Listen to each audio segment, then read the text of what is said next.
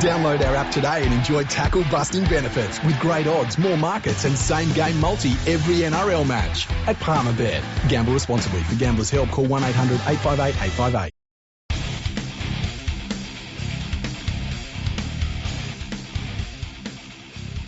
Hello and welcome to episode 424 of Fergo and the Freak.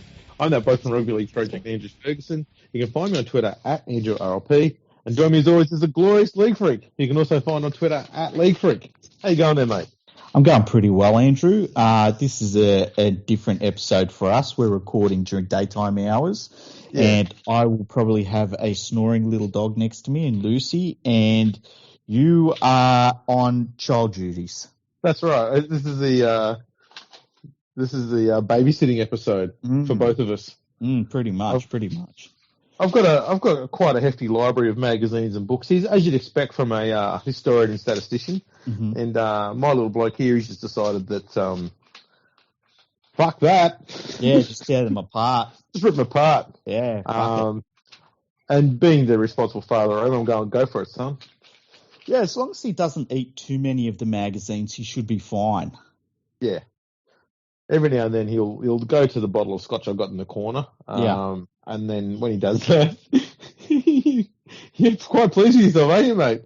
He'll get into that and then have a nap. Well, I was going to say it'll mellow him out, but considering the last name is Harvey, he'll probably get violent. Yeah, that's right. See what happens.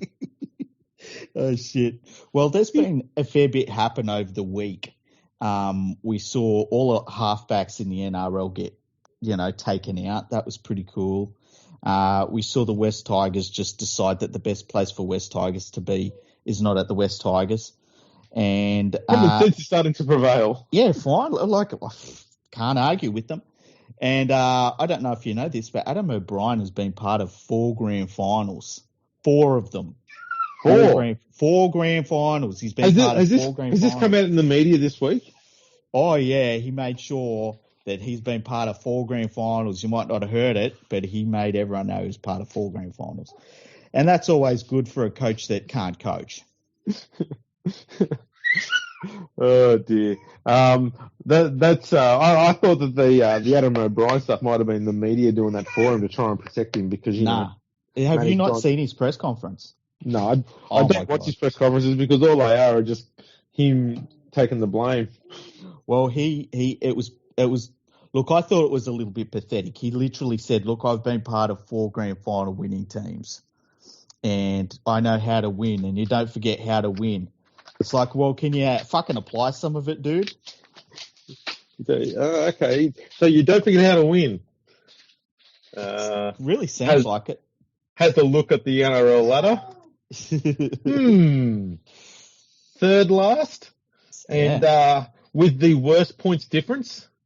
And I dare say, like, in the worst form of any team in the NRL. They've got the worst defence in the comp. Worse than the team that conceded 70 points in a game earlier this year.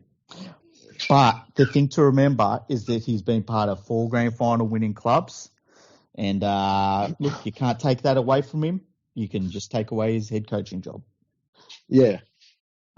Which grand finals was he a part of? The Roosters ones. Doing what?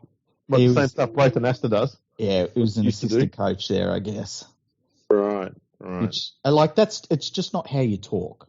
Like, no, it's the way you talk when you know that there's starting to get a few whispers about, we don't think you're very good. Yeah. So you start saying the stuff you need to say to try and make people go, oh, hang on, no, we better hang on to him. He might be onto something here. Yeah. Just a heads up for the Knights. You're not onto anything with him. Fuck him off. Mm-hmm. Because you've got a bunch of good juniors coming through. You've got a bloke you've just signed up for $35 million for the next 37 years. You need to start capitalising on that shit fast. Yeah. Look, imagine if I said to you in 2.5 years from now, Cameron Ciraldo is going to be talking about how he was an assistant coach of the Panthers. You'd be like, oh, shit's going bad. Exactly.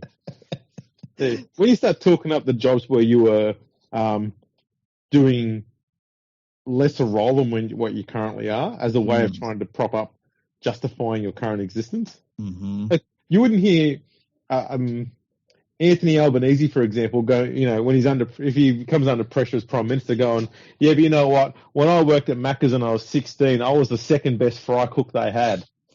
I don't know. That sounds like something a politician would do. But it's not going to prop up your standing within the community. They're not going to sit there and going, oh, yeah, I remember having one of those burgers back in 1961. They were pretty good. We'll keep him on as Prime Minister a bit longer. And it doesn't work that way. It's funny you mention that because I saw a video on Twitter, I think it was yesterday, and it was one from, it must have been the 80s, and Joe Biden was having a small public forum with just, it seemed like it was in a small room with just local people, and somebody challenged him on something, and he said, well, I went to this school and I had a full scholarship and I graduated in the top half of my class and all this sort of stuff. And it turned out it was all lies. Like, he was on a partial scholarship. He finished it was like in the bottom 3 of his class and all this sort of stuff. And he said he misremembered, which is what all politicians know how to say. I think that kicked in first time when Bill Clinton, we don't want to get too unsavory with what Bill Clinton did with his intern, but he fucked his intern with a cigar. Yeah, he fucked his intern with a cigar and then jizzed all over her blue dress. Yeah, but we don't want to get into the details of it. No. Just give me a sec to check that out on the computer there. Oh, now I remember. Just need a few quiet moments. It's funny. It's almost like in order to be a politician, you need to first be having signs of onset Alzheimer's. Yeah. And then we'll hire you because a good politician is a forgetful politician. I love the way that all of a sudden it's a political podcast. Welcome to the what can we call it? It needs to always be called like the something hour or stuff like that. But yeah, it's funny how they're all really forgetful, or they're just classed as like being extremists because they say stuff like, "I don't think politicians should be flying around the world all the time." Yeah, no, it's very true. I feel though we should probably venture back towards rugby league before we start getting extremists. We'll be tagged somewhere. Because that's what we would do. Not because that's our beliefs, but because we just know it'll piss people off, and that's kind of what we like doing. Yeah, true. Now, all of the halfbacks are basically out this week. So Jackson Hastings broke his leg, and he's out for... Well, let's be honest. He didn't break it. Now, I didn't see the tackle. Yeah, so someone's came in and tackled him from behind, but they've done those hip drop ones. Mm-hmm. So he's already standing in a tackle. I can't remember if it was one or two players were holding him up, but he's still standing in a tackle. Someone's tackled him from behind around the waist, and they've gone to pull him back. As they've done that, they've fallen on the back of his calf. Yeah. And his foot was still, in the wrong way, I guess, for someone to do that to you. And then they've fallen on the back of his leg. He's got pushed over backwards, and his ankle never moved. So you just know that thing was getting snapped no matter what. Okay. What happened? Now, was he still running? Like, because there's people sometimes call it a hip drop when you're getting tackled from behind. No. So he was standing, like the tackle had stopped him, so he was standing, and the hip drop came after, so he was being wrestled to the ground, so to speak. Okay. The thing that frustrated me, and it's a West Tigers thing again, you'd think they would have learned from when Simon Dwyer got injured. He's broken his ankle, right? He's on the ground. He's in fucking agony. And it's like a few minutes he's on the ground in excruciating pain. Of course he is. He's broken his fucking leg. Or his ankle. And then shortly after, you see him trying to walk it off. No. Yeah. Oh. The trainers just stand there and watch him. Like, it's almost like they've said, just see if you can walk on it. And going, no. If it hurts that much, he's obviously not going to play. Carry him off the fucking field. Yeah. Well, that was the thing about and it was shocking when you saw it with Simon Dwyer in that, like, he was obviously in a terrible situation, and they were sort of dragging him. It was like they were dragging him off the field, and it's like, what the fuck are you doing? You have one person on one side, so they're trying to just prop up one side and try and walk off the other, and going, It's spinal damage. Yeah. Like he would have told you, I can't feel one side of my body. You could see his face had dropped on one side. Yeah. There's something wrong. And they're going, oh, we'll just half help you off the field. You can do the rest. You've got 2 legs. Only one's not working. Yeah. And look, I've broken my leg really badly when I was younger. And you kind of know when your body knows when something is broken, you know? Yeah. It's not like something where you get a strain or it's like you hear it. You hear your bone break. Yeah. So, You really do. It's pretty clear. Yeah, and it's a weird one because it's part of your structure of your body. You hear it within your core. You know, it goes through your body. I guess the concussive force of your bone giving way. So, pretty crazy that they'll try and make him walk it off. That's the West Tigers for you. Now, while we're talking about the West Tigers, let's talk about the. Sorry, my little fella's having a bit of a laugh here. It's all right. Yes, go on. Let's talk about the way the West Tigers, and I said this during the week, they've got this weird thing where they seem to bend over backwards to help the Melbourne Storm. Right? Now, and I got some pushback on this. So this goes back to when they swapped Momorowski from the Storm with the Storm for Harry Grant last year, right? Yep. Now, the thing I got pushback on was, well, we got Harry Grant for a year, and that was good for the West Tigers. And all I could think, because this year what they've done is they're loaning out David Norfoluma to the Melbourne Storm for the rest of the year for no reasons, right? Yeah. So last year, here's my thinking with it. Last year, the Melbourne Storm had to give Harry Grant a first-grade start to hold on to his contract, right?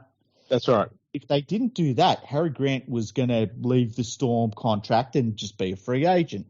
Yep. So the Storm works out a deal with the Tigers. The Tigers say, yeah, we've got a place for him. The Tigers play him for a year, and I understand it was fun to watch him play, right? I really do. But the way I see it long-term is you lose 12 months of developing a hooker that will be a West Tiger going forward. You allow the Storm to develop their hooker at your club on your time. You allow them to keep that hooker full-time. And you lose Momorowski anyway. Like, Momorowski doesn't come back. That's the thing, okay. I look at it a more simple way. If I'm if I'm the Tigers and I'm letting a player go, Momorowski go to the Storm, and we're taking Harry Grant, I do it because I'm thinking Momorowski's staying long-term for the Tigers, so the Storm are going to help with his development while we help with Harry Grant's and keep Harry Grant happy. And everyone wins in that arrangement.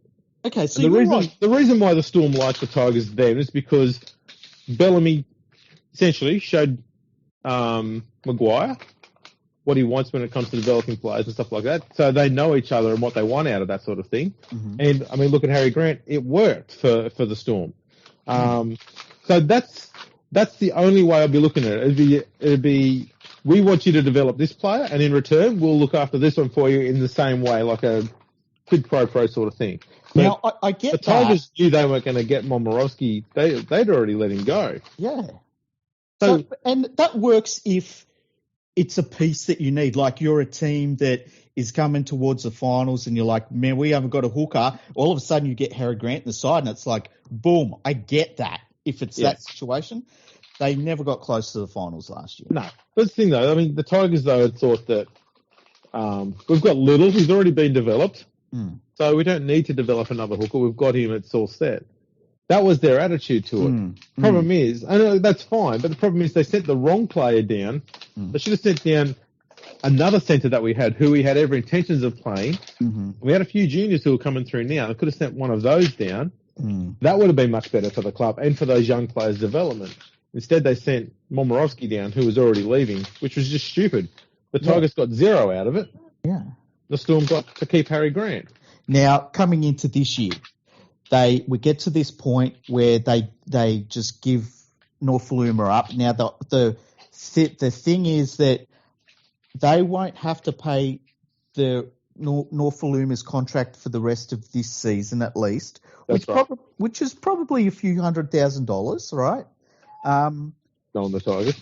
knowing the Tigers. Now, it probably will allow them to upgrade contracts of players that are there, which, I guess that's something. But Well, it doesn't really, because Nofaluma is only released for the end of this season. yeah, He's still under contract for the remaining, I think he's signed for another 3 or 4 fucking years after this. So he's still on the books for that. So it doesn't actually give them any actual genuine cap relief. It's more a bonus for this year that they can go to a junior and say, look, we can give you another $100,000 to this year. Well, it's probably, I think the only way it would work is it'd come to a player who would be on match payments because they're not in the top 30 squad. They can bring some of those guys in and play them this year. Because the guys in the top 30 are already contracted. They're already paid. Okay, It'll be for the ones that are outside that. There's a little bit of something in that, right? Oh, yeah, absolutely. Absolutely. But the idea, I think, that Norfoluma is going to become so much more better of a, I think Norfoluma, if I'm looking at the Storm squad, he makes it if they keep, or if they, because they've got a lot of injuries they're dealing with. I think if they get their players back, Norfoluma is not in their top side for me. Oh, true. He's not. But I think they're probably going to be down on players for a bit. I think their plan is that Meany will be going to fullback, and they kind of want a genuine winger instead of a makeshift winger. So I understand that. The benefit for the Tigers here is that Nofaluma might actually learn how defensive structures work. Yep. Good fucking luck. Maguire tried to drum it into him for ages and he never understood it. But, maybe if Bellamy threatens to murder him, just half time after Nofaluma's let in 3 tries, I guess just wanders in with that, the strangle wire, just holds it around his neck really tight and says, if you let in another try, I'm going to pull this a little bit further. You won't be going back to the West Tigers or anywhere else. Just fucking think about that. Yeah. Learn to defend, you stupid prick. Something like that. Sometimes just idle threats can work. So, I don't know what else you try with Nofaluma. He's because he's seen as an absolute icon with the Tigers and he's getting paid far more than he should be for a winger, let alone anything else. I think he's got this false sense that he's far better than he really is. And I would love nothing more than for him to go down to the Storm there and he gets no game time, because that might be the sort of thing that makes him realise, hey, mate, you're not that fucking hot. If you can't get it into an injury-ravaged Storm backline, you're not that good. And you have to start realising you've got to improve your game a lot more, because he's dreadful. I think that they've got him in that capacity of a depth. They haven't got him and been like, all right, we got a gun winger now. I think it's definitely a depth move that they could make happen. I guess the point is that both of those scenarios on back-to-back seasons, if you had to weigh it as to who it helps more, it is vastly in the way of the Melbourne Storm. Oh, of course. Yeah. So why are the West Tigers doing that? Well, you can't help fix or improve the West Tigers, can you? So may as well help other teams. Might as well help the Storm.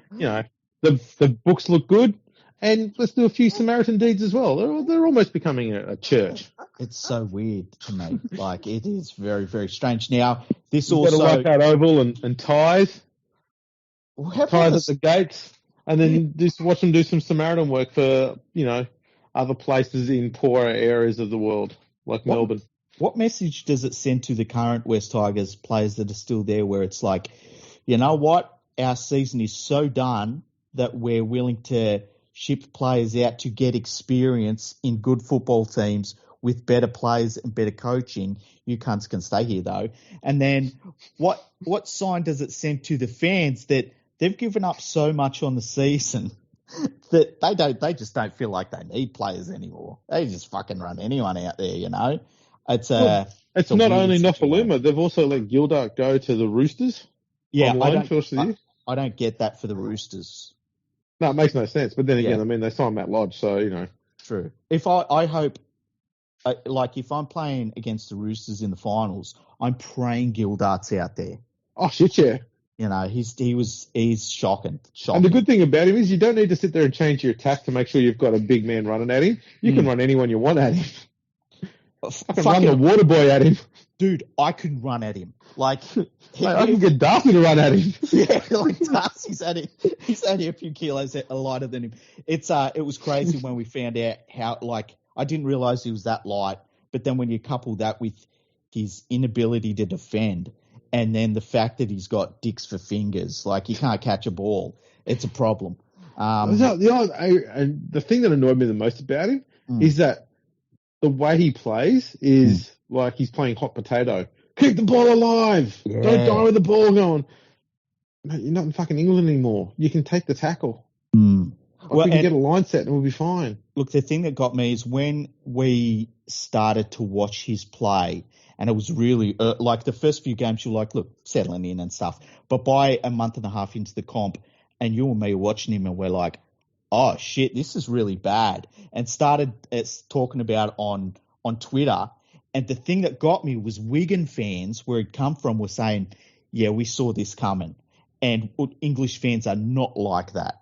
Like they are all in protecting their dudes and stuff. And when Wigan fans started saying, yeah, this makes a lot of sense, we kind of saw this coming, I was like, oh shit.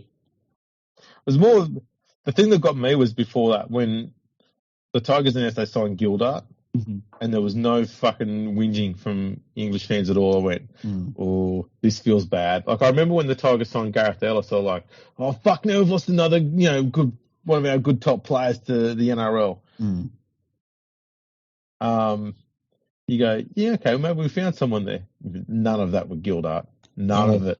It was just fucking crickets. So I was like, ooh. Yeah, it's a bad sign. So I didn't understand that. But then we also had, and I don't believe it's gone through, but the Parramatta Eels were trying to get David Klemmer for the rest of the year, which would have been a very good signing, even if you look at it as a depth signing, but he would have started for them.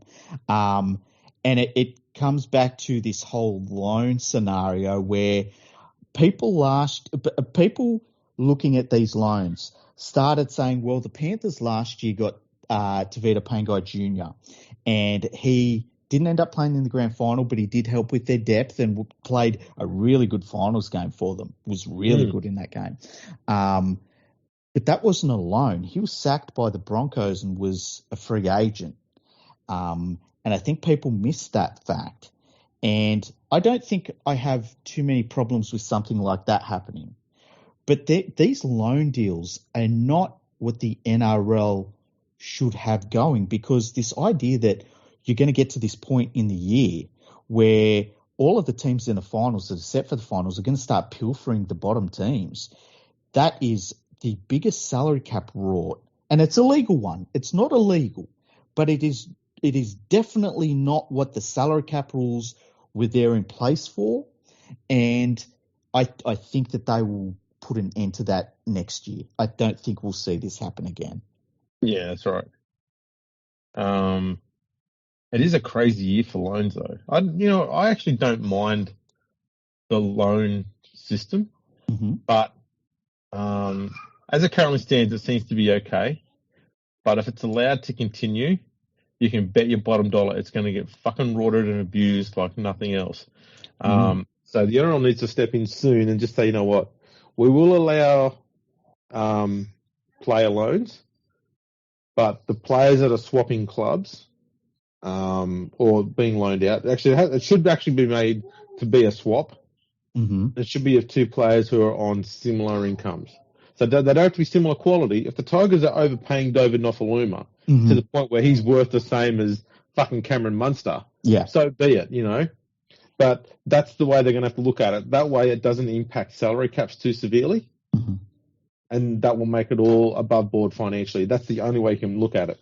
And you can probably have, say, like a 10% swing either way. I think the other thing is, too, this loan system was brought in to help teams cover from outs because of COVID. Yeah, that's right. I tend to think that the idea behind it was that I've got some fringe first graders, I'll loan them to your club. It was never meant for a player like a Norfoluma. No. or a clemmer. It was never meant for that. No. And so the problem you get with by allowing this is it does mean that by the time the origin period is over, the few teams that are left at the bottom of the ladder that are out of the hunt will start getting pilfered by all these teams wanting to do loans. Mm.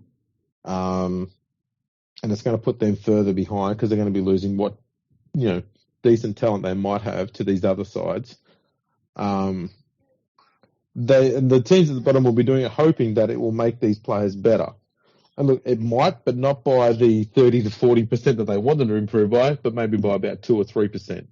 Yeah, so when they come back, it's not going to have that huge of an impact on the way the team plays the following year. And so all it's doing is widening the divide between the top teams and the lower ones. I also think that there's Harry Grant, when you look at a player like him, the idea that he was going to stick with the West Tigers rather than go back to the Storm, and it would have had to have taken the Tigers to say, look, Harry, if you want to stay here, we'll give you $900,000 a year. And if you go back to the Storm, you are on, your base contract is 500. Like, that's a big difference still. Yeah. That's the only way a lower team is going to keep it. Whereas if it's the other way around, like if David Norfoluma gets to the end of the year and the Storm go, you know what, man, we like you. Do you want to stick around? There's no doubt he's saying, yes, I will stick around. I will get out of my contract. I don't care how it works. There's way more that it's going to help the higher tier team build long-term than it is the lower grade team build long-term. Does that make sense? Yeah, absolutely. Absolutely. So it is something that is obviously it's in its infancy, but I can see it getting exploited pretty quickly because that's what NRL teams do. Yeah, and they should be. Yeah. So the NRL needs to. Obviously they're dragging their feet already, but they need to, do something in the off season that isn't fucking insane.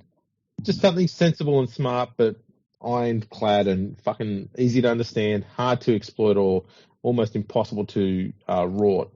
And put it in place and say, we're going to allow this, but these are the conditions, and that's it. And they need to put it back to June 30, the deadline. August 1st is an way outrage. Too late. Yeah, it's way too late. It's silly. Actually, I just have it set at the middle of the season. So if there's 24 rounds, then round 12 is the cutoff point. End of round 12 is the cutoff point.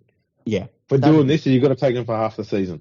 Yeah, that'd be fine. I'd be happy with that because, getting to this point of the year and all of a sudden you get finals team. Like, what would have happened if, the Panthers somehow worked out a deal where they got fucking Big Tino from the Gold Coast Titans? It would be ridiculous, Oh, absolutely. Just silly. So that's something that happened. Now, we had that game last weekend between the Panthers and the Parramatta Eels. I like to call it the screw job at Bank West, where they sent off the golden boy, Nathan Cleary, for what was clearly a tackle that he had no influence on. He was just in the vicinity. Now, he gets sent off. The Eels look like they're going to absolutely pound the Panthers. Second half was under control a little bit. I thought the big story that came out of that game, though, was that the Parramatta Eels lose their golden boy for the rest of the regular season with injury in Mitch Moses. Yes. I tend to think that's going to hurt them way more than it is going to hurt the Panthers not having their halves, because the Panthers have dealt with that for a month and a half already. Well, they've also lost Sean O'Sullivan, haven't they? Have they? Have they lost Sean O'Sullivan as well? I thought... Oops. Musical interlude. I thought O'Sullivan was injured. I didn't see that he was injured. I know that Luai is injured. He's out till the start of the finals. But I don't know about O'Sullivan. We should look that up. Maybe it was Luai. Because Sean O'Sullivan, come on. I think he's okay. Okay, you scared me then. Jeez. I might have got it wrong, yeah. Because the Panthers went through Origin without Luai and Cleary, and they didn't lose a game. So it's not like they they, are an absolutely terrible team without those players. And having that experience of doing it, like just before last weekend, they'll just go back into that mode. But the Parramatta Eels not having Mitch Moses, obviously Brad Arthur's son comes in, and I don't mind him as a player, actually. I think he's pretty handy in a lot of ways. But the idea of Mitch Moses coming back just before the final start for a player that has traditionally not been good at the end of the year, that I think would worry me as a Parramatta fan. And when you look at the ladder, if they go on a bit of a losing streak, they could be in trouble for their finals place. Oh, definitely. There's not that big a gap between 9th, 10th, and 7th and 8th. With Moses, though, I mean, because it's a leg injury, isn't it? That's the thing that worries me. That's the thing that worries me, because it means that he's going to be tentative when it comes to a running game. Mm-hmm. And if he's coming back, I want him to be running the ball. Yeah. And especially if he's coming back pretty much in the finals race, that's too late for him to be tentative about running. Yeah, it is. It is. And like Cleary is going to be suspended until the first round of the finals, but he's going to be able to train with the Panthers. He'll just slot in. There's no problems there. I think the bigger problem is Luai. And I could see a scenario where if he's a bit iffy and the Panthers play well with Cleary and, say, O'Sullivan, which they were doing until Cleary got sent off in that game against Parramatta, I could see where the Panthers are like, we can't change a winning team.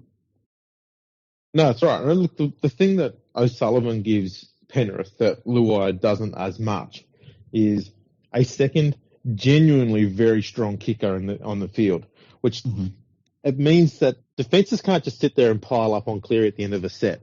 Mm. Whereas with Luai there, that's kind of what they do.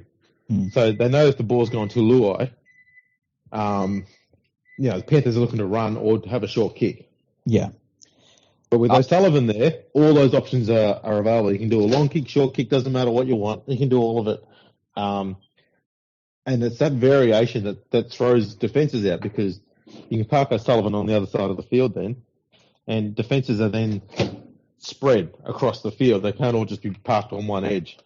Yeah, and he's a much better ball player than Luai, and he's not as good of a ball runner. There's no doubt about that, and he's not as good of a defender. But I just think that, and it was very short sample size. We got 18 minutes of it, but I thought against Parramatta, you could see their attack just looked it didn't look as clunky, and it didn't look like it would get to Luai. Like it sometimes gets to Luai, and it's like the attack shifts to a different mode.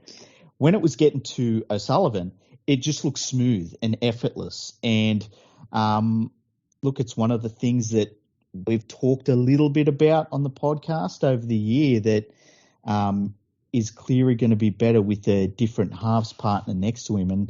And that's something you hope that Luai ends up developing as a player, and it becomes a lot more smoother. But yeah, it's an interesting situation there at Penrith, and to have Parramatta come from that high to all of a sudden Moses is out until the finals, it shakes things up a little bit, and it just adds a wrinkle to the end of the season. I think if we hadn't had all these injuries happen all of a sudden, I think we would have been like saying, yeah, let's just get to the finals. Now it's like, oh, what's going to happen here? How are the Panthers going to react? How are the Eels going to go? And, it makes it a little bit more interesting. I was going to say, too, Parramatta has a horrible run into the finals, too. Oh, do they? They got Manly this week. Oh, that's huge for them. Yeah. Because if they drop that game, Manly gets a game on them now. Yeah. Then they've got South the week after. Oh, shit. Red Hot Bulldogs. Yep. The Broncos. Yep. And then the last game of the round is against the Storm. Oh, that's about as bad as it could be. So without a halfback there, there's the potential there. They can lose nearly all of those games. Jeez, that's a horrible run. Yeah, it is horrible. Wow. And some good hard running teams that they're up against there, like South, Bulldogs, the Storm. And the reason why I mention that is hard-running teams Mm-hmm. do tend to cause injuries to teams who are defending against them. Yeah. And the last thing Parramatta needs is more injuries, especially in their forwards. Yeah. But that's, I mean, you got that much workload coming in. They've got a horror run, absolute horror run. Sorry for that brief break there. I mean, it only takes me 2 or 3 seconds because I'm a super dad, but I just put the little fella to sleep. That was very quick. He did it like it was just instant. Yeah, mate. Look, I'm good. Yeah. I'm not going to lie. Yeah. If anyone wants to nominate me for Father of the Year, feel free. Yeah, bring it. Look at that. Not a sound. Yeah. Is there a Father of the Year in Australia? I don't know, probably. Yeah. I assume there isn't because I haven't won the award yet, and I can't see why I wouldn't have. Oh, shit. Now, we were talking about Parramatta Eels run-in and what a nightmare it was. What's the Panthers run-in? Because... Especially now that they're going to be out without a bunch of players too. Yeah. Now, they would have had to have been thinking about who they would have rested coming into the finals. And I've got to say, I don't have any big problems with Cleary not playing every single one of those games anyway, because... There's a fair chance they might have rested for most of the games anyway. So. Yeah, he's played a lot of footy and he's a halfback. You know, that's why it's great to have that big gap. Yeah. So they've got Canberra obviously this week, and then they've got actually a pretty rough run home. Mm-hmm. Not as bad as Parramatta's, but close. Mm-hmm. The Storm next week. Oh, that's going to suck. Then South the week after. Yeah, that's not going to be good fun. Then the Warriors. Oh, that's a layup. Then the Cowboys. Okay, I have a feeling they're although the Cowboys have added a little bit since, but I have a feeling their defense is really well suited to stopping the Cowboys. But we'll see. I like that Warriors game in there. I guess the thing for the Panthers is that, you know, they're not going to, they're in the finals. There's no doubt about that. But, you know, they would love that top 2 spot. I don't think they can drop outside the top 4 though. No, I'm pretty sure that. Yeah, I can't see them dropping any lower than second. And that's essentially if they beat the Cowboys, then they've got first place locked up pretty much. Yeah, and look, the minor premiership's great, and you love that, but you know, the top 2 spots are the exact same in terms of the advantage you get. Yeah. So, and you're going to take on a top 4 team in the first round of the finals anyway. And the winner's going to go through to the next round, no matter if you're first or fourth. So, so that, you know, we'll see. We'll see what happens. Yeah, absolutely. Now, I will say this as a bit of a sidetrack, because I was looking at the NRL ladder on the NRL website. Because I was checking out the news there. Usually I go to the rugbyleagueproject.org, but it is what it is. Anyway, at the bottom of the NRL ladder on the NRL site, they've got the ladder predictor. Yes. I was going to click on it to see how far the Tigers could go. Mm-hmm. And I had a look and I went, there's 10 competition points left, and they need 22 points to get to 9th, so I'm not going to bother clicking on it. I think the interesting thing is for the Panthers, they need absolutely everything to go against them to, you know, still be a top 4 team.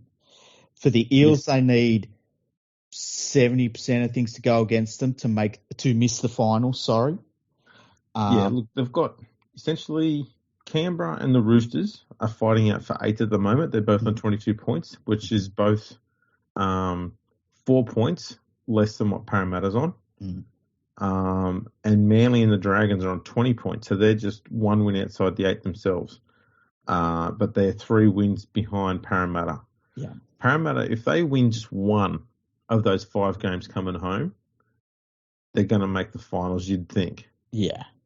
I do think those Souths are going to be a pretty dark horse. I wouldn't be surprised if they jump up a fair bit up the ladder, because even though they lost to the Sharks, It's worth noting that Cody Walker played like dog shit in that game. I'm a huge Cody Walker fan, love the way he plays, but for some reason he just wanted to be a grubby niggle merchant against the Sharks, and it completely backfired on him. Yeah. And South's attacking as a whole struggled to build momentum and pile on points when the Sharks were at a point in this opening 20 minutes of both halves in that game last week, where the South's attack was just making big meters up the middle, and they were hoarding possession, but not converting it into points. I think if Cody had been more switched on in the game and less into a bit of that niggle stuff, he wasn't doing a lot of it, but enough of it to be noticeable. I think if he had been switched on with the game and focused on scoring points, I think South could have won that game reasonably well. They were making such dumb mistakes. Elias got tackled with the ball on the last 2 or 3 times. You're going, how does your half like get caught with the ball? And on every occasion, it's not like they were close to the line. He was trying to do something to try and score. Nowhere near it. Once was at halfway on the 5th. He's caught with the ball. Another time they were probably about 30 metres away from the Sharks line going, what is that? And on both those occasions, he wasn't even threatening to break through the line. He just died with the ball. I mean, that is the dumbest stuff I've seen in ages. It made no sense. The thing that gets me about him is that he still seems like he has no help from Walker. Well, that's the problem, is if Walker's not focused on playing the game, and he's doing a little bit of this niggle stuff every now and then, his focus isn't on being a support player. And that's the problem. He is just a support player. It's a weird one. Like, I tell you what, though, in that first week of the finals, and it's weird because the finals teams are really solidifying. I think that if you go back a couple of months ago, you kind of looked at the NRL and you thought, well, it's Melbourne and Penrith, and the rest, forget it. Now I tend to think that it's a little bit of a different scenario where if Penrith doesn't win the grand final, it will still be a bit weird.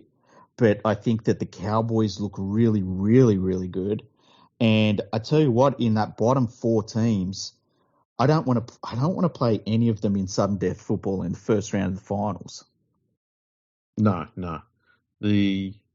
I think as much as the Sharks got beat by Penrith 2 weeks ago, they certainly weren't disrespected. And they certainly worried the Panthers in that first half. It took 40 minutes for Penrith to try and figure out a way to cope defensively against them. And they managed to do enough. And they still had to bring out an awful lot of trick shots and stuff to try and get through the Sharks attack. And they only won by 10 points. So the Cowboys running in the middle of the field is insane. And I mean, a fully fit Storm side with all their players on board, then no one's got a better attack than them. No one. So, yeah, those are your 3 huge threats. There's no doubt about it. The Storm aren't going to have all those attacking threats on the field, though. So your next biggest threat is probably going to be the Broncos as a dark horse more than anything else, because you're not too sure what they're going to be like, this young squad in the finals, given that they've been out of the race for a few years. Yeah. The Bunnies with their attack, because when it clicks, forget about it. The Roosters have that ability too to put on plenty of points. They've scored quite a few tries as well this year, but they just turn on and off in games. South, their biggest problem, along with Parramatta, is for a top 8 side, the defence is shit house. Yeah. And you look at Parramatta sitting in 6th place, their points difference is just 38. South is just 70. And South have the second? They've got the 3rd best attack, 4th best attack, something like that. And the thing is too, with those 2 teams, and look, South made the grand final last year, and they did it without Latrell.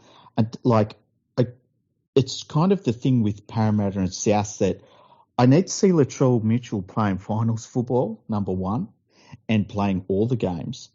And for the Parramatta Eels, I need to see them win a significant game in the finals, which they haven't done. Yeah, and a week 2 or week 3 game. Yeah. Like, it's like we all remember that game where they smashed the Broncos years ago. Yeah. But that's kind of their finals highlight.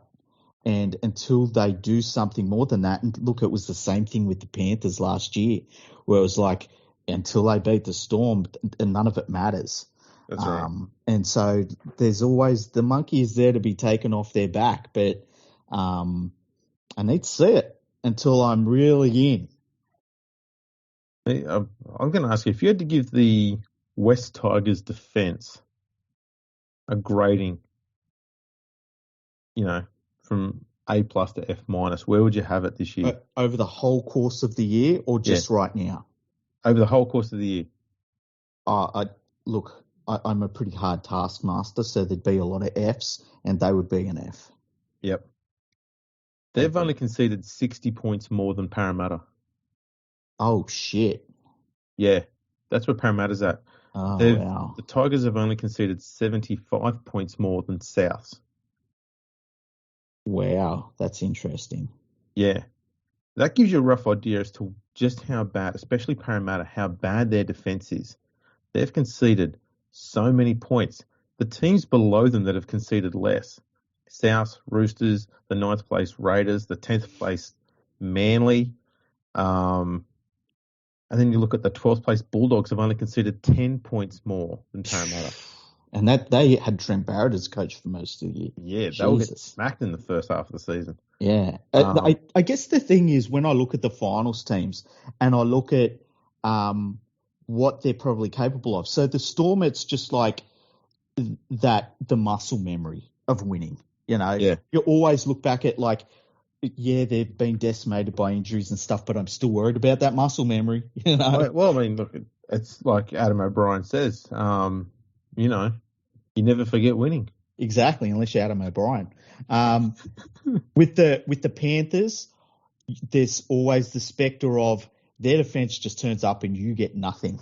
It doesn't matter who the halves are, With the North Queensland Cowboys, Taumalolo, Luciano Leilua, like Nanai, do I have to keep going on? Like, if they turn up to play, what do you do? The thing that the Cowboys do is, to coin a phrase from Wally Lewis, they do dictate terms. They force teams to play in the middle because that's where their strength is. Mm. And so they force you to run in the middle. They force you to defend in the middle because obviously that's where the strength is. That strength is Taumalolo. They park him in there for a reason. There's a reason why they've got the second best defense and, third best attack. Everything's done where they want it, where they want the play to go. It's where they dictate it to be. That's what's made them so good. And they do that with nearly every single team out there. Yeah. It's only this last month and a half, 2 months, that they've really started to perfect that. And they're getting good at bullying teams into playing the way they want them to instead of waiting for that ebb and flow to fall their way and they take it over there. And they just go, no, fuck it, we're doing it our way and we're doing it now. They're also hitting the edges harder too in attack. Well, it allows them to. Once they sit there and they smash everyone up the middle, all the defences start to compact in to try and help survive that section. Mm. And then they've got the extra space out wide, which they need because they've got an absolute criminal halfback when it comes to murdering overlaps. So you need to have the opportunities out there where you can. It's funny how they're using him, though. They're using him in about the best way you could, in terms of he does the kicking and he's playing in the middle of the field. Yep. But when you think about when they go through their back line, he's not there. No, that's right. They go through the hands and they look for their 5/8 and they look for Holmes on the other side. Mm-hmm. Mm-hmm. That is smart. And the reason why it works is because it worked for Townsend when he was at his best at the Sharks. Yeah. Because he had Gallen on the inside. He had Luke Lewis on the outside of one shoulder, or Wade Graham. And so he had these insanely strong line runners. And And you get someone like Graham and Gallen who've got that low centre of gravity, much like Tormalolo has.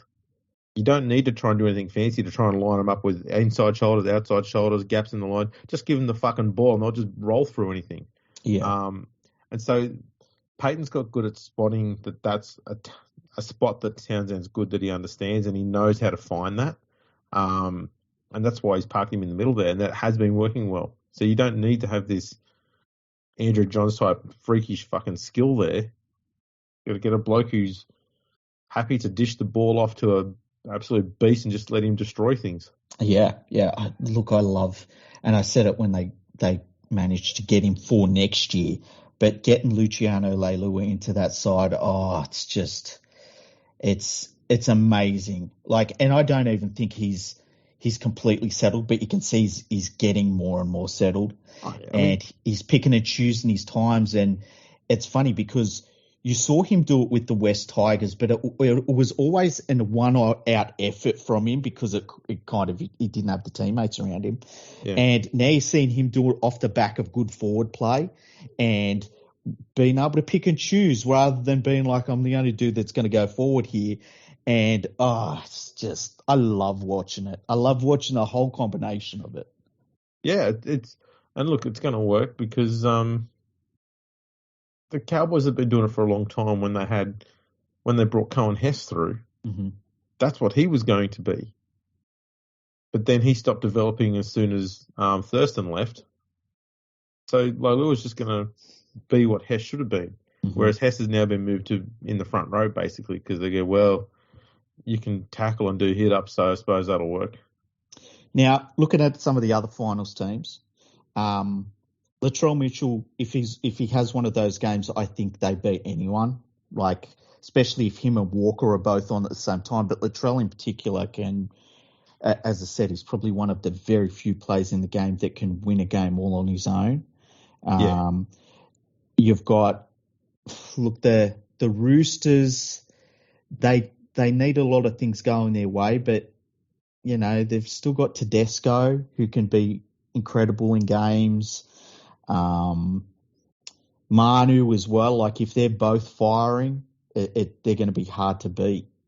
I was just having a look here at South. They've got a pretty tough run home themselves. They've got the Warriors this week, and then it's just a bunch of top 8 sides after that. Yeah. Parramatta, Penrith, Cowboys, Roosters. I think they need that, though. I think that absolutely they do. Yeah. Like, they're going to make the finals, but I think that they need that hardened run into the finals. The thing I wouldn't have liked to have seen is South coming into the finals having beaten their last 3 teams by 40 points. You know, I think that would have been, especially if they're poor teams. Yeah. The Roosters have got Broncos, Cowboys, Tigers, Storm, and Rabbits. See, that's a rough run in too. Yeah. The problem they've got there is the Broncos and the Tigers, and especially the Bunnies, those 3 are pretty much unknown entities every single week you turn up. Yeah. You don't know what you get. Look, there's a fair chance they'll beat the Tigers, don't get me wrong. They've got an incredible record against them. But whether they flog them by 50 or whether they have to work their backside off and play, because this is the thing a lot of teams have been doing the last few weeks against the Tigers, is they've had to play a bit of unorthodox sort of footy to get through them. It's not like the Tigers are this really complicated side to beat. It's more the fact that you don't know what's coming from them and what's going to click and what's not and when it is or when it isn't. You're sort of doing a bit of standing around waiting for something to happen. The teams who smash them are the ones who just go, fuck it, I don't care, let's just run through them. Mm-hmm. And that's pretty much the best way to beat any of these lower teams. Is don't sit back waiting for them to see what's going to happen, to see if it's going to work or not. Just roll through them. Yeah. The Tigers, though, the defense has been turning up a bit. A little bit, yeah. You know, and their attack is terrible. Their attack's just terrible. And look, there's so much going on around that club that is not good. That I feel sorry for the players. The players aren't dumb; they know what's going on. You know, they're professionals. Yeah. So it's got to be hard in that situation. The weird one for me is the Gold Coast Titans, who you look at their side and they've got some real good players in that team. And, you know, Big Tino is maybe the best player in the comp right now. He is playing like Tomalolo-esque, but he's doing it all over the field. Yeah, well, and he has to. Yeah, and he's playing a lone hand at the moment. But they're outside of that, they're fucking hopeless in a really weird way. You look at him and you go, it's almost like they never replaced the coach because the attacking structure looks as aimless as it always has. Yeah, like, and how do you get in that situation where, you know, that it's just they look like the worst of the Gold Coast Titans ever. Still, it's so strange. They miss Fogarty so bad. Yeah. Although I can see where you look at Sexton, and I don't mind him as a young player. I know, look, he's handy, but geez, he could have done with a season or two playing alongside, not behind, alongside Fogarty. Yeah, he could have. Because that would have been the best thing for him, but instead he's just thrown in the fire. Well, they're going to have Foran next year, and in theory, that is going to be a pretty handy thing for him, but whenever we've had to play the theory game with Kieran Foran, it's been a fucking disaster, like of the worst kind. So I've never seen a player who has a career at one club that is fucking stunning, and everywhere else he goes outside of that is utter garbage. Even when he comes back to the club, he goes back to being, you know, a brilliant 5'8" all over again, and then it must be so frustrating for him more than anything else, because he knows what he can do, but it seems to be within a set structure that it works. And that's Des Hasler's structure. Yeah, and look, there's the other thing too of like maybe just his game works so seamlessly with DCE that it's just, you know, when you take him out of having DCE, and look, DCE I think is probably the most underrated player we've had in the game in maybe 20 years or so.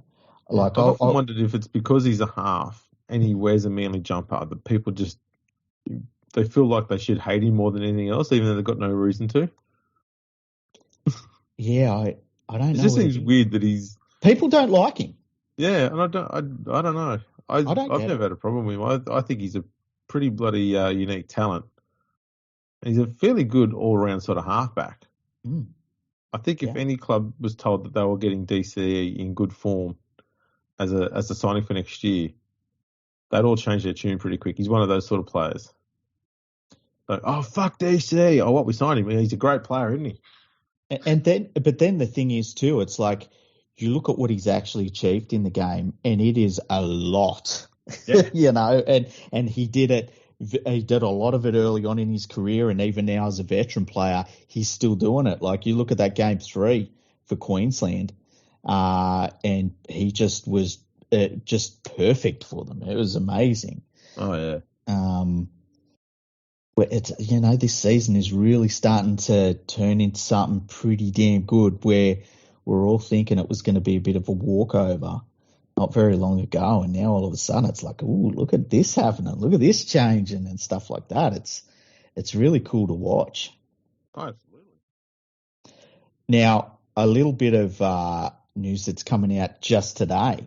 Oh, the NRL and Peter V'landys. What were we calling him? The Golden Cock? Was something like that? I can't remember. Anyway, Peter V'landys. Look, I'm happy to shorten it like we do with his name to PV. I'm happy to go just from Golden Cock to just Cock. Just Cock, yeah.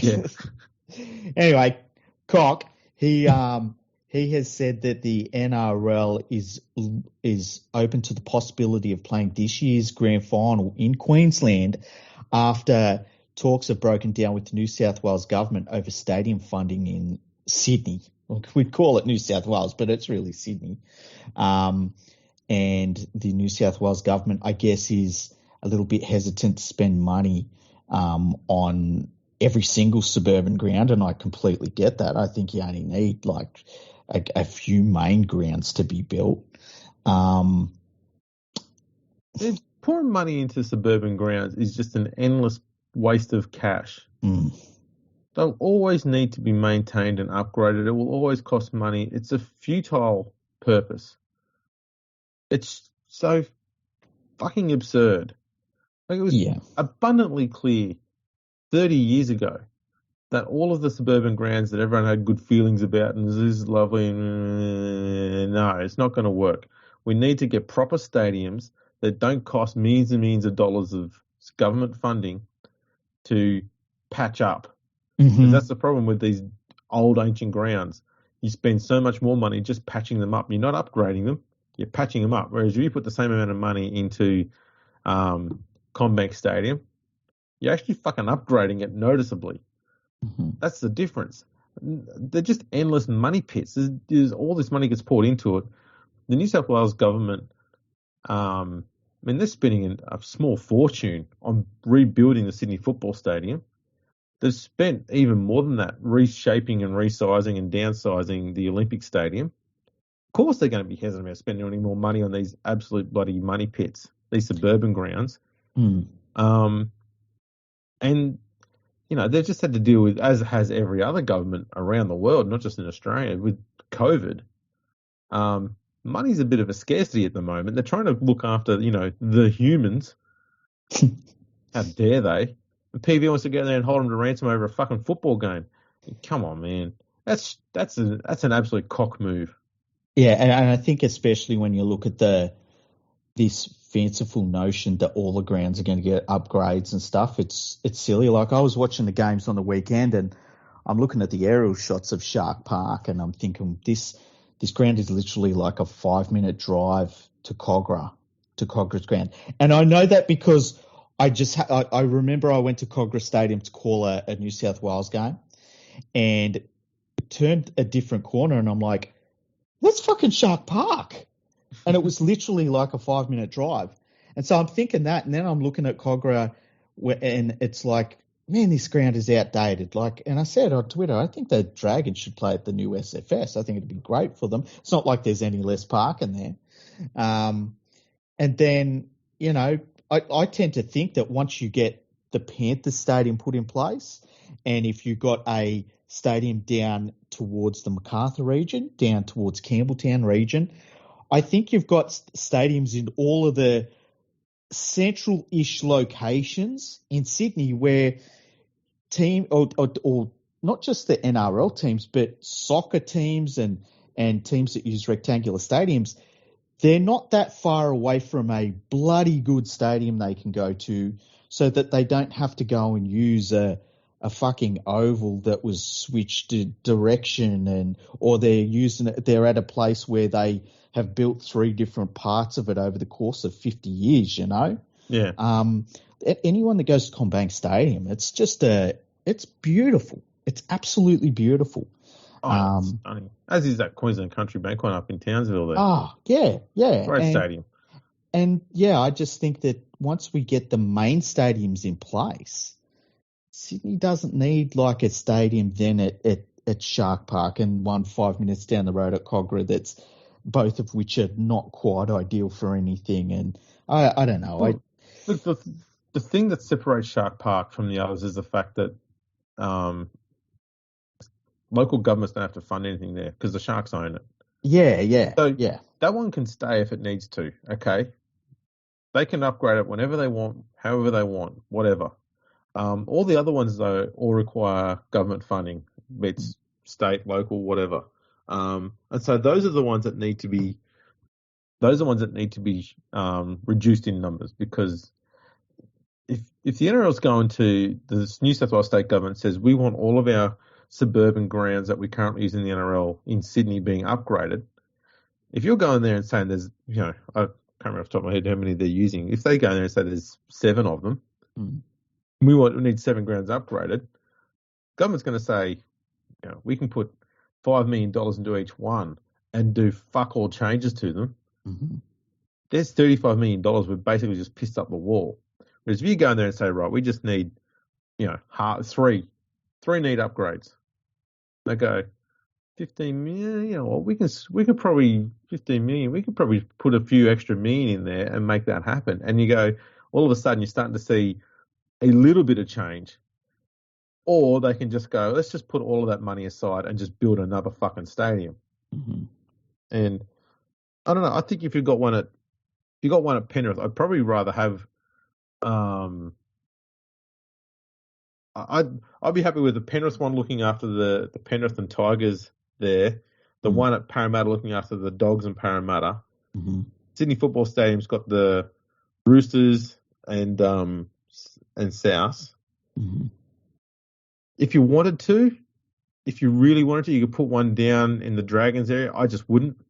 Yeah. I just say to the Dragons, either upgrade Wollongong and try and play a heap of games down there, and play one or two games at Cogra as a bit of novelty and play the rest in the SFS, or just move to the SFS. They've got to make a decision one way or the other. They've got two grounds which neither of them are really up to scratch. They need to get one of them fixed up or move to the SFS. Yeah, like Sharks can do whatever they want. They own theirs. Yeah, it's just that, like, I don't know, just watching those two games on the weekend, and I know the Sharks own theirs, but it just seemed like just a duplication of resources in general. You know what I mean? Oh, of course it is. Of course it's just silliness. Because the Sharks own theirs, it's all at their own cost. If they want to upgrade it to have 40,000 seats in there so they can try and get more bums on seats and more money through the doors, that's theirs. That's their problem.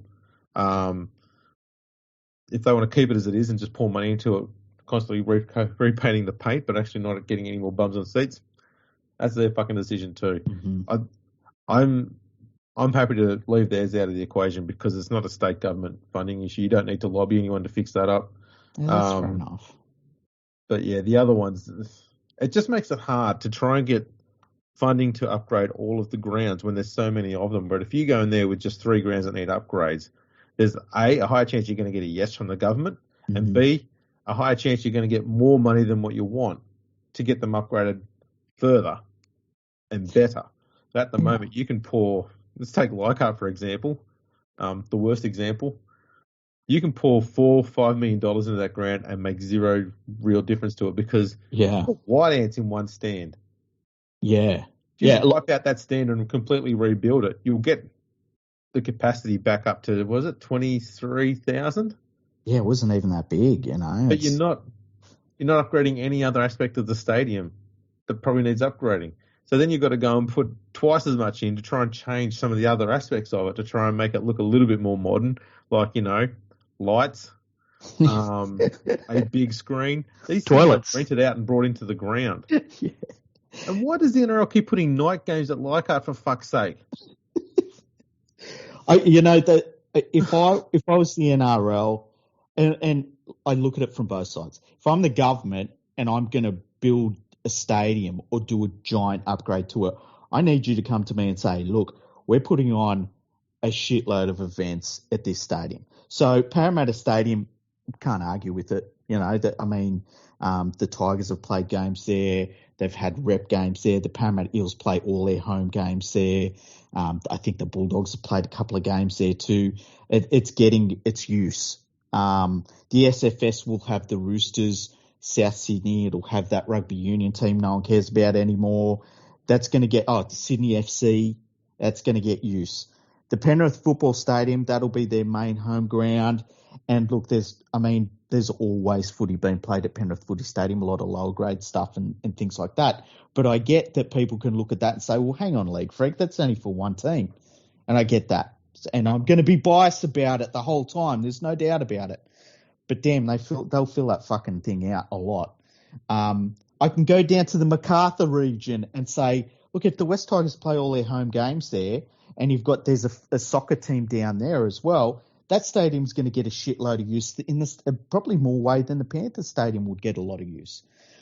But then I'm like, okay, so Cogra, well, it gets used 6 times a season by the Dragons at most. And then they play lower grade games there because it's cheap. Belmore,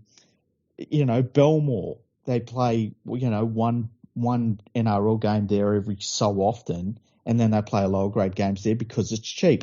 I can give a lot of these places back if I can get facilities that can be used for lower grade games that are irrelevant. Like I could see where you could have a stadium that is maybe just a very old suburban, at most it has like the Newtown Stadium. You know, Henson Park. Yeah, they're getting shitloads of people into that place for lower grade games. That's fine. That's all you need. You don't need fucking giant stands and all this for lower grade games. So I would be willing to give back places to get the upgrades to the main stadiums. This is the thing, though, is I'm looking at the stats for this year alone, okay, for the 7 suburban grounds in Sydney. Mm-hmm. So those grounds are Belmore, Brookvale, Campbelltown, Shark Park, Cogra, Leichhardt, and Penrith. Mm-hmm. The average crowd size per game, and there's been 33 games? 34 games. 34 games this year, the average crowd size is 13,165. Oh, Jesus. If that's... and it's worth noting, Penrith is... If I take Penrith out, that average comes down by 2,000 per game. That's ridiculous. Right? So, with that in mind, right, it's a hard case to make to go to the NRL and saying, or going to the state government and say, look, we want these 7 grounds or 6 grounds, given Penrith's already got funding. Mm-hmm. We want these 6 grounds to get upgraded. They're going to need a few $1 million each. Let's say $5 million each. There's $30 million. Let's say, oh, how big do you want them all? He said, oh, if we can get them all up to 25,000 seats each, that'll be great. And you're sitting there going, you're not even half filling them. Yeah, you're just storing seats. Why should we give you this fucking upgrade? Yeah. It's silly. And I could see where the state government's just, and it must have got to the point where it said, no money for Leichhardt, no money for Cogra, no money for whatever 7 stadiums the West Tigers decide as their stadium this year. All of them. Yeah, they really do, to a point. It's like, we're going to give you X number of stadiums. They're going to be pretty damn good, and you're going to have to make do with those. I think the only weird one where you can make an argument where you could do upgrade to it is Manly Stadium, and that's just for the case that if you build one more stand, that's all they need. Forever. I mean, how much upgrades have been put into Brookvale Oval over the years? That's very true. And they still, this year, they're averaging 12,700. Yeah, that's the thing. That's the thing. The thing is, though, it's so out of the way, so tough to get to. Like, it's difficult, Like, it's really bad, man. I don't know why they think they can just keep going back to this pot all the time, and they're going to keep getting yes. Brookvale has struggled for a long time to draw crowds of, between 13 and 15,000. Mm-hmm. I mean, if you can't reach that market, I mean, bloody hell. Why would anyone want to invest money in there and try and upgrade it to make it bigger or better or more fancy? It's not getting the bums on seats. There's no return on it. Exactly. And the thing is, too, when I think of a team like the Dragons, and to a bit of a lesser extent the West Tigers, when they're flying, their suburban grounds are not going to be big enough. Like, if the Dragons were doing what the Panthers are doing right now, they couldn't play at Cogra. They'd be losing millions of dollars. They'd have to play at the bigger stadiums. Their fans would be locked out of games all the time. Yeah, and that's where it's like, if I'm the Dragons, my goal is to be at the point where I have to play games at the SFS. And I choose the SFS because it's a little bit closer. I think it's a better close-in viewing experience than the big Olympic Stadium, which, when the Dragons are going well, they can start getting crowds of Olympic Stadium proportions. The West Tigers, even when they're kicking ass, their finals games would need to be at the Olympic Stadium. And so why are you putting in... Whereas Panthers, when they're at their very best, I feel as though 30,000 seat stadium for them doing what they're doing right now in a finals match, probably the right size. You know, they don't have to be thinking, well, we're leaving 25,000 people outside. We need to move to the Olympic Stadium. You know what I mean? Yeah, absolutely. Like that 30,000 seems pretty good for that team. So, yeah. The other thing is, though, once the seal was broken on playing games in different parts of Australia, not in Sydney, and for most Sydney people, it made zero difference because you weren't at the game. There's only a certain number of people who can go to the game. I wouldn't be shocked if the grand final become a travelling circus, and it would be a little bit of a shame. It'd be a bit of a lost tradition, but how much is tradition worth? About $7.50. But look, if the NRL says, look, we can literally make $50 million on playing the grand final in different places, how do you turn that down? Of course. You can't. You just can't. Yeah, but I wonder. I think there's an ulterior motive behind PVL's threat. Mm-hmm. I don't think it's just about getting funding. I think it is all about trying to drum up a higher price for the grand final. Yeah, I agree. And he's done it before.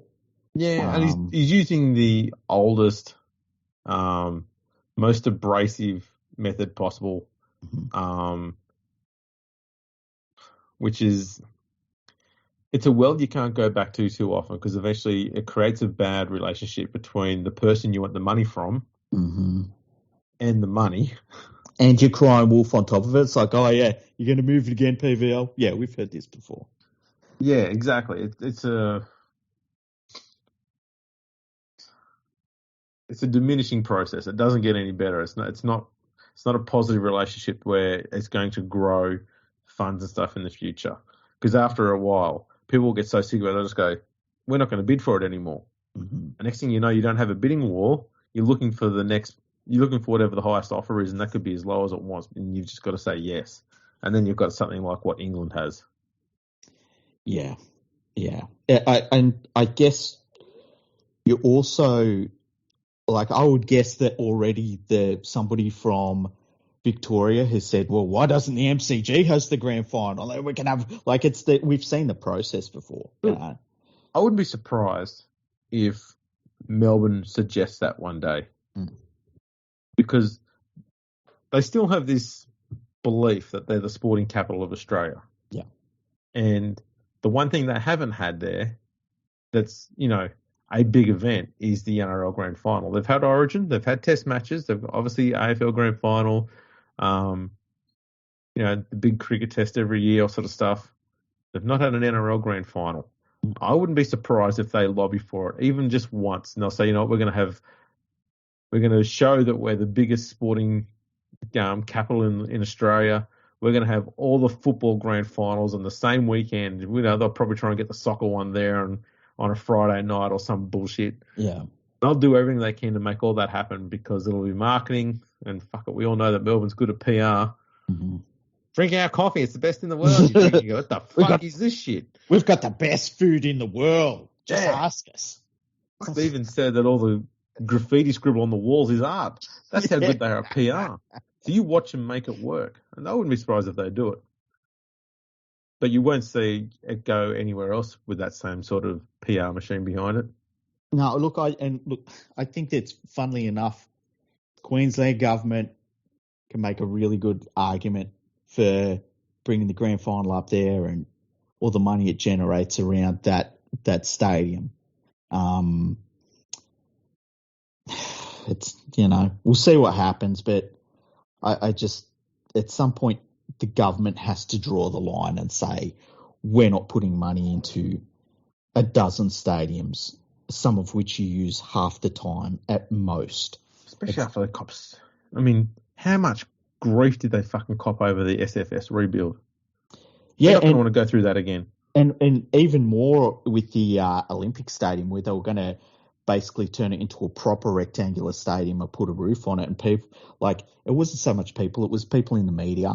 Yeah. I was worried about the Panthers stadium, and look, until they start fucking digging the hole, I will always be worried about the Panthers stadium being built. Once they start digging the hole, and it's all systems go. But it's at some point you got to draw the line.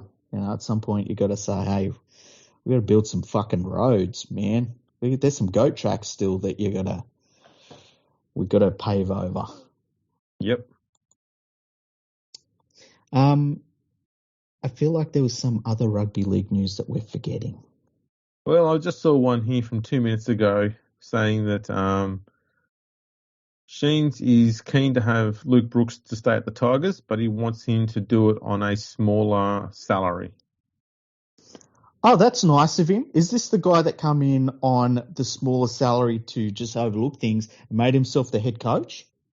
On, I'd imagine, quite an increased deal. Yeah, that's nice of him to say that. Yeah, that is nice of him. He's If I was Luke Brooks, and Luke Brooks won't do this, he doesn't seem like that sort of dude, I would walk into Tim Sheen's office and say, don't you talk about my fucking salary openly like that, or I'll start talking about yours. That would be sweet. It really would. But you know what? Because I think that's cunty. But we've seen Tim Sheen's cunt he's cunted everyone this year, hasn't he? So he doesn't care. Yeah, no, he never has. Yeah, maybe he's just at that point in his life, though, where he's just like, fuck it. He's getting into those Phil Gould years. But what he needs to do within the next 3 or 4 weeks is get himself a gig in the media somewhere. He does a lot of media, but he's got to start being a commentator. Can you imagine if he did that? Oh, my, I'd lose it.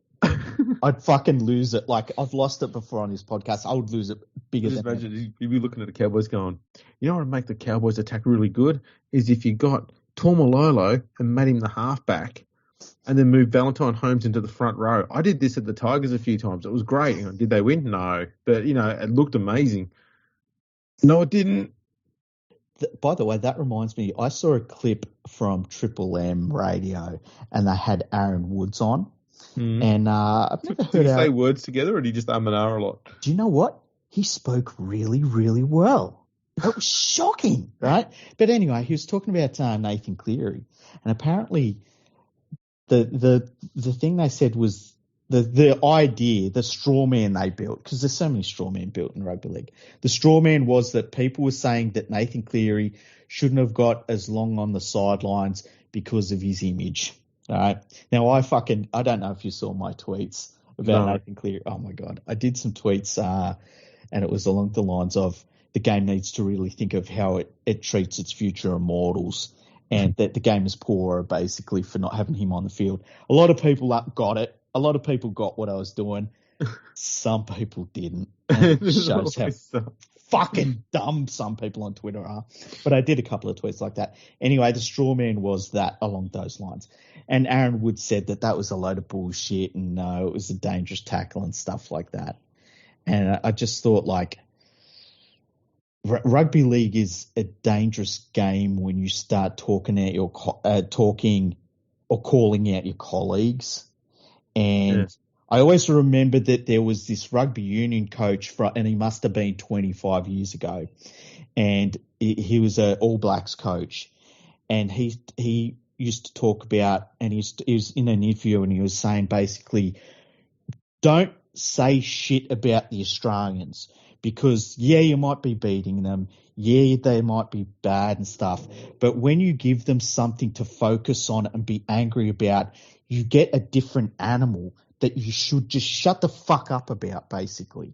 And I've always thought that about, remember there was that, and I've brought it up on the podcast before, where I think it was Jim Chalmers, the New Zealand Rugby League head at the time, and he said this is the weakest Kangaroos team that I think we've seen, and that Kangaroos team put the biggest loss on the New Zealand Kiwis on Kiwi soil in their history about 6 days later. And when I heard Aaron Woods talking about that, I just thought, man, you don't do that. You don't give motivation.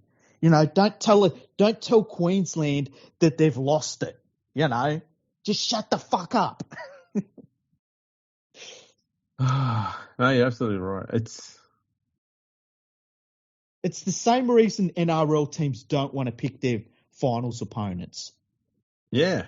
Because are you fucking serious? I'm not giving them that motivation. I can't believe that they had that system in place in England. Is it still there? I don't know. They changed their system so many times. I can't keep up with it anymore. They change it more frequently than they change their toothpaste. Do you know the toothbrush was invented in St. Helens? Was it a practical joke? No, the toothbrush was invented in St. Helens. If they'd have invented it in Wigan, it would have been the teeth brush. That's good. That's good. There was something else that I wanted to talk about in the footy, and I can't remember what it was. It's lucky that we will be able to record another podcast this week. That's right. Yeah, we'll bang another one out. I don't know, tomorrow. Might do one tonight. Might do one at 3 a.m. Yeah. Who knows? The world's our oyster now. Exactly. Recording during the daytime. How do you find it? It feels weird.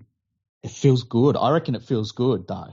It probably does for you because, I mean, you get to live back like a normal human again and not on my stupid fucked up clock. Anybody that doesn't know, I've basically been living on Andrew's time for the last, 2 years or so. Gets a text message at 11:45 at night. You ready to record? You're like, the fuck? I'm in bed, man. I went to bed last night and I snuggled up and I was like, oh, this feels amazing. I could just go to sleep. I don't have to think I gotta have this many hours sleep so that I'm awake at between just the hours of 9:30 p.m. and 1 a.m. the next day. It's fucking amazing. I feel like $1 million. Yeah, I'm a let's reveal. Look, I'm a bit of a weird unit. I don't sleep a great deal. Yeah. I go and do a very physically demanding job 5 days a week and come home, and most humans would probably go to sleep at a normal hour. I'd stay up until 1 every morning, then sleep for 4 hours, and then go back to work. And I'm sitting there going, Ricky's not doing all this hard physical labour. What does he need to sleep for? It's called being fucking normal, man.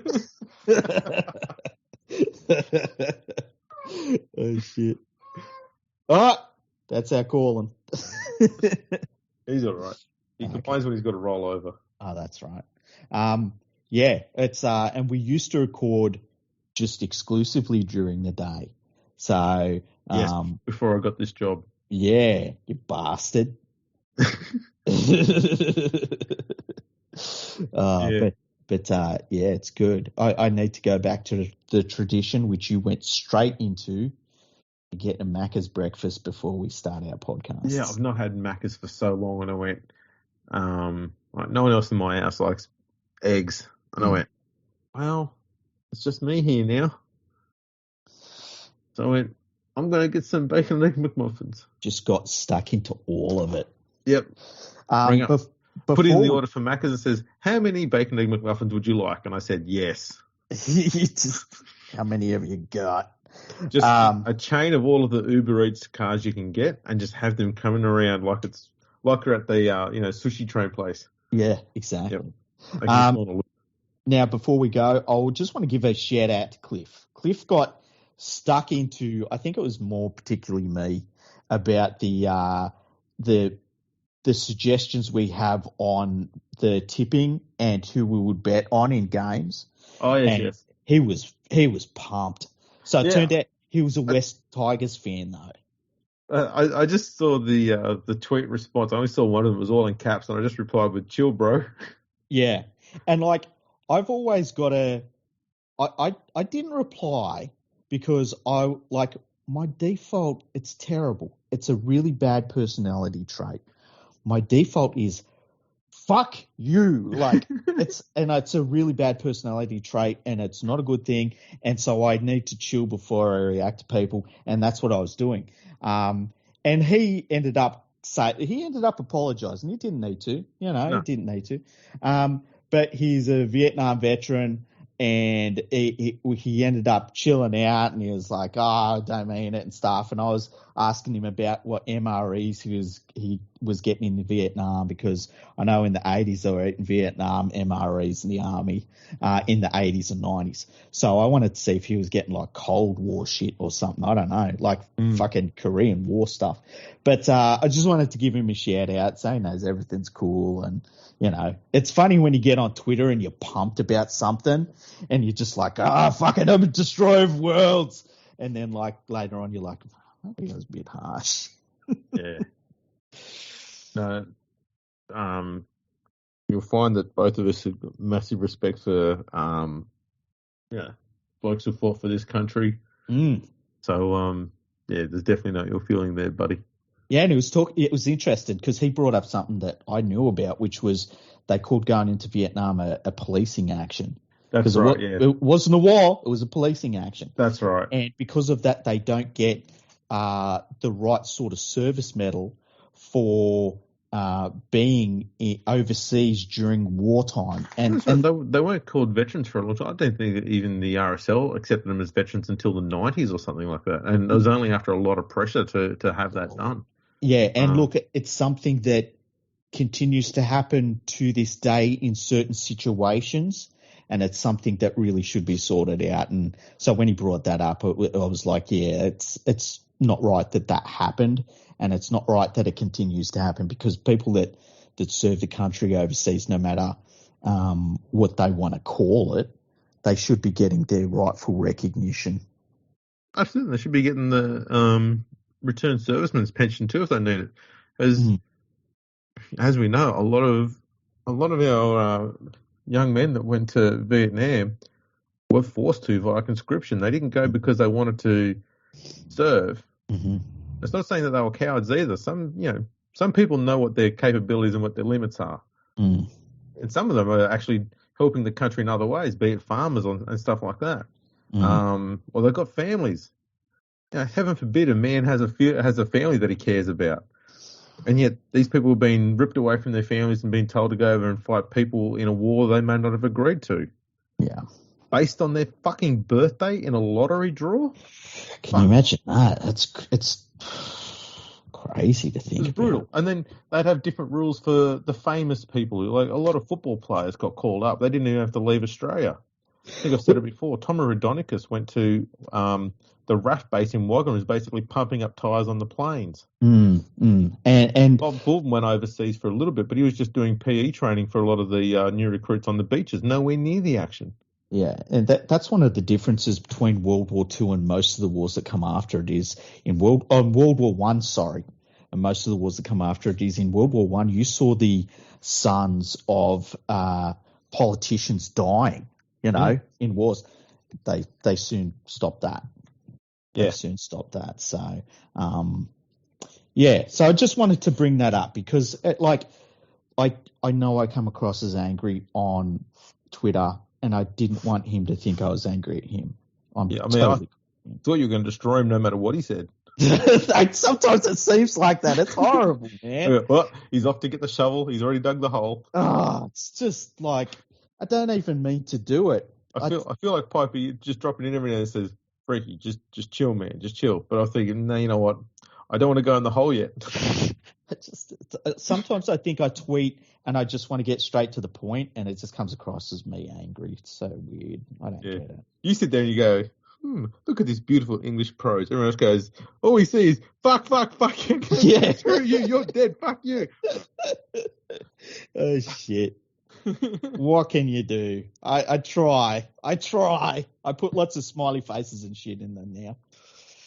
Now it just comes across as, you're just fucking wrong, smiley face. It's more awkward than aggressive now. Yeah. Now it makes me look like a schizo. Oh, shit. Yeah, fella. Alrighty. Well, we'll wrap this one up. We've got our preview coming up later on this week. Probably Little fellas awake. Probably about the same time tomorrow. It'll be good. Yeah, absolutely. I mean, I'm happy to do one tonight if you want. Can you do one tomorrow during the day? Yeah, I can do both. Okay, let's do it during the day because it doesn't go for very long, the preview. See, look at him. He's backing out of the night ones already. I just want to sleep. He's looking at his bed going, I've got a date with you at 6 o'clock tonight. Oh, man, I like to get into bed at about 10, fire up Pornhub at about 10:01. Go to sleep at 10:02. Fuck you. Fucking watching me. Yeah, so we'll see. We'll see how it works out.